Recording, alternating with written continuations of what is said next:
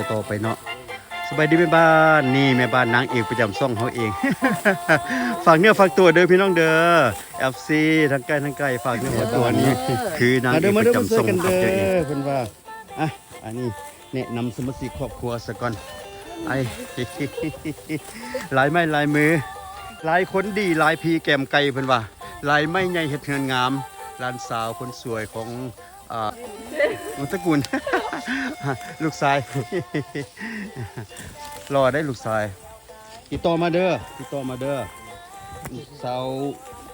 อยู่ไกลติดต่อมาโลดร้านสายรอขนาดนี้ร้านสาวงามขนาดนี้อดสู้บ่ได้อดปวดบ่ได้เลยเนาะ ป้าสบายดีเงยหน้าเลยดูเดี๋ยวสู้ซีเรียสหลายอวยหน้ามาบาดหนึงตัวป้าเริ่มต้นอยู่ที่นี่มือนี่ อันนี้ก็คือสามีของเป็นเนาะลุงลุงใหญ่ซึ่งเป็นอ้ายของเมียของข้าพเจ้าเอาเดี๋ยวขอใส่เห็นเจ้าไฟเสื้อแดงเป็นว่าอันนี้ก็สมาชิกน้องนุ่งลูกหลานก็ฮิปกันมาโฮมกันมาเป็นการช่วยเหลือซึ่งกันและกันเนาะมือนี่ช่วยทงนี่มือหน้าซอยทงใหม่ช่วยกันไปเรื่อยๆสบายดีหลานๆน้องๆลูกๆหลานๆสบายดีเริ่มต้นกันแต่จังมงนี่นะลงมือแต่เศร้าพุ่นหวาสบายดีทั้งนั้นขอแดขอสมหน้าแดพี่เด้อ สบายดี มาฮอดแต่เศร้าพุ่นบ่มีการยิงเนื้อยิงสัตว์เกิดขึ้นแล้วได้ยินเสียงปืนเนาะหวังว่าเมื่อนี่จะได้มีส่วนหนึ่งยังว่าจะมีส่วนห่วมในการไปกลัวตัวสัตว์ป่าก่อนอื่นกันที่แนะนำก่อนตัวเองจะลงมือต้องแนะนำสมาชิกผู้ที่ออกทำงานเจอกันเลยนี่เป็นมือพิเศษเลยเพราะว่ามันหลายไม่หลายมือแดคนบ่เคยมาก็เคยคนบ่เคยมาก็ต้องได้มาเช่นพิเศษสุดก็แม่ครับเจ้าเองนี่แหละบ่เคยมาจักเทื่อ บ่เคยได้สัมผัสแบบนี้จักเทื่อสบายดี เห็นกระตาก็ฮู้ว่างามแล้วเนาะติดต่อมาเด้อใครจะไปเกี่ยวอยากได้ไปเกี่ยวซอยมีครบถ้วนมื้อนี้อันนี้ก็คือบ่าวหรือว่าน้องเมียสบายดีท่านเคนลงมือแล้ววะลงดุลแล้ววะลงมือดุลแล้ววะนี่2 บาทนี่2 บาท 2 บาท 9อันนี้คือเอ็มใหญ่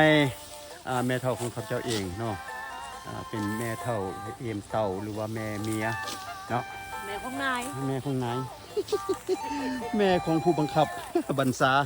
เบิ่งทงนาเขาหน่อยเบิ่งทงนาซอยกันควงสุดใส่หูใส่ตาเนาะเข้าอันนี้มันเข้านาไก่น้อยพี่น้องเข้านาพันไก่น้อยคงว่าอยู่เขตแขวงหัวพันนี่ส่วนหลายเลยเป็นนาเข้าไก่น้อยเป็นใหญ่เป็นจุดใหญ่เข้าอย่างอื่นก็อาจจะมีฝนเป็นเล็กๆน้อยๆบางครั้งบางแห้งเนาะผู้ที่เฮ็ดนาเขาเจ้าแท้ๆก็อยากหายากอยู่ส่วนหลายก็เป็นนาข้าวเหนียวนี่แหละนะท้องฟ้ามื้อนี้บรรยากาศดีสดใสปราศจากแสงแดดปราศจากสายลมอากาศกับผู้ดีบ่ร้อนบ่หนาวเบิ่งขึ้นเมื่อทั้งจอมภูพุ่นธรรมชาติขนาดสดสวยงดงามปกคลุมไปด้วยเมฆด้วยหมอกยามเช้าเนาะอากาศเดี๋ยวนี้ก็อยู่ในระหว่าง18-19 ดีกรีเซลเซียสหมายความว่าผู้ดีงามหันใจลงโอ้ยปลอดโปร่งหลายพี่น้องเลยอันนี้ถือว่าเป็นบัตรเก้าบัตรตำอิดเป็นน้อยจะมาปล่อยยินบ่แล้วจะเคลือเอาได้บาดนี้ตั้งใจจะแท้ได้บาดนี้เด้อคืออยู่ที่นอก บัดนี้แหละเป็นเคยซาวนาเต็มตัว มันบ่คือละตัวจริงแล้วนี่นะ บ่แม่นคือเป็นเคยได้เป็นเคยตัวจริง เม็ดเข้าไก่น้อยพี่น้องเม็ดนี่ก็อยากน้อยหนึ่งสมชื่อว่าเม็ดเข้าไก่น้อยอยู่ฮักแต่ว่าหมากล้วนหมากเต็มงามเห็นป่ะล้วนเต็มงามนาอันนี้เป็นนาธรรมชาติโดยที่บ่ได้ใส่ฝุ่นใส่ปุ๋ยจังซี่แต่ใดมาแต่ผู้เพิ่นเฮ็ดกันมา บ่ได้ใส่ปุ๋ยวิทยาศาสตร์บ่ได้ใส่ฝุ่นเคมี มันเกิดเป็นข้าวธรรมชาติซึ่งปราศจากเคมีนานาชนิดเนาะถือว่าเป็นข้าวที่ได้รับคุณภาพตามธรรมชาติของมันอย่างเต็มที่เนาะกินแล้วก็สุขภาพก็ดีกินแซ่บเขาก็น้อยกินแซ่บพี่น้องหลังจากสีแล้วหนึ่งมาใหม่ๆจะนำมาเสนอว่ามันจะแซ่บจำได้ ขาวๆสาวงามโว้ย สำเนือสกอย่างเนาะครบถ้วนบริบูรณ์เข้ากับเขาสาวกับงามอย่าพาปิดฟิวเอา อันมาเป็นเมียเขาแล้วก็งามคือเก่า เป็นงามสาว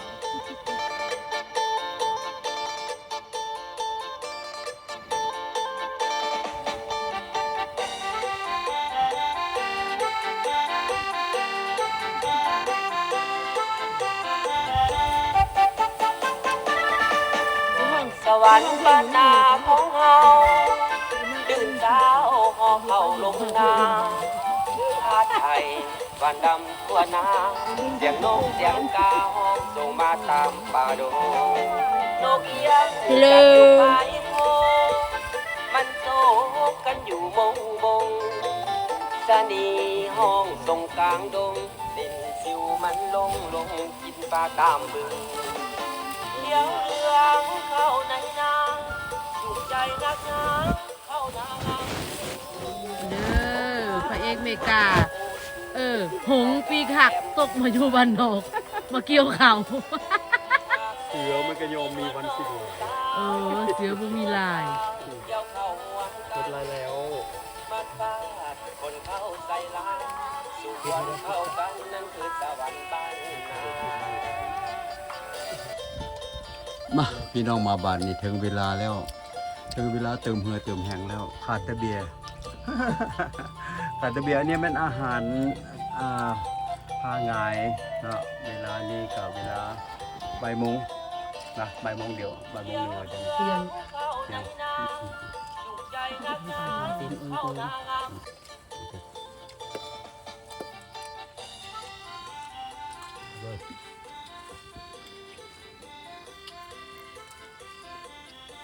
พวกน้ำพังกินเลยอาหารที่เป็นซึ่งคือเก่าอยู่ จะมาเขาซื้ออาหารเราก็ยัง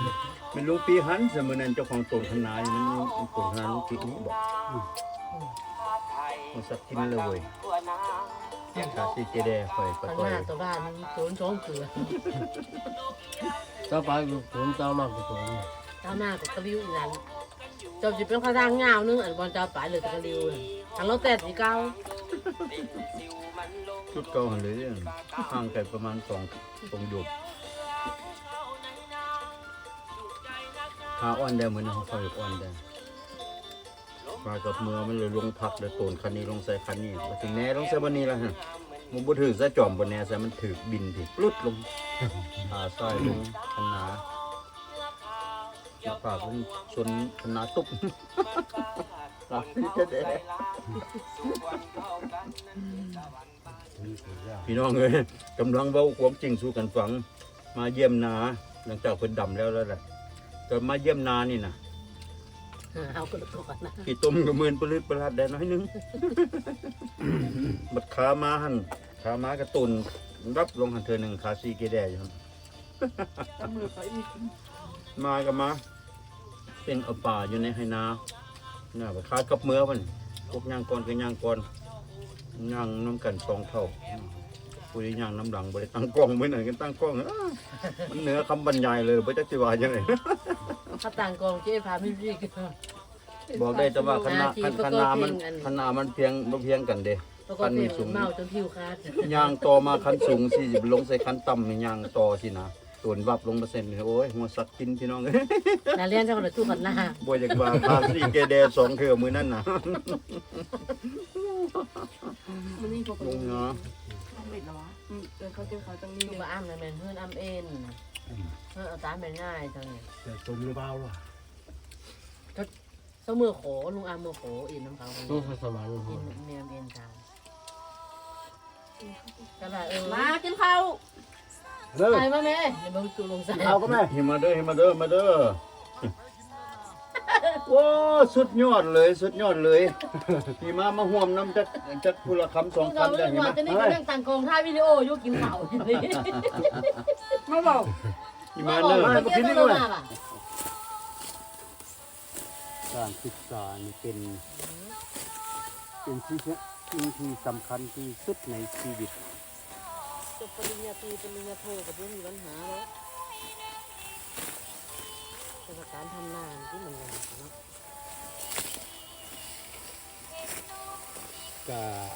ก็บ่ว่ากันมันอาชีพของใครอาชีพของมันเนาะอาชีพใครอาชีพมันแต่ว่าอยู่จังไดเฮาพอสิอยู่ได้ไปดีนี่นะคนเฮานี่ ประเมินตามนี้ พอดาเกี่ยวเข้าสวยกันเด่นนอนยังอ่อน ถ้าบ่มีการศึกษาบ่มีการเป็นเชื่อบ่มีการทำเฮียนสิ่งใหม่ๆเข้ามาในชีวิตของคนเฮามันก็ต้องอยู่ในจุดเก่าเสมอไป อยู่ในจุดใดก็อยู่ในจุดนั้น การเรียนรู้ก็คือการเสริมสร้างให้ตัวเองนี้เป็นคนที่มีบุคลิกและมีคุณภาพเนาะชีวิตนี้บ่มีคำว่าหนุ่มว่าน้อยบ่มีคำว่าเฒ่าว่าแก่เรื่องการเรียนเรื่องการศึกษามันต้องศึกษาได้ทุกคนทุกอายุทุกวัยทุกเพศทุกวัยได้ศึกษากันไปเรียนกันไปแล้วประดับเอาความรู้ประดับตัวไปเรื่อยๆเนาะ ไป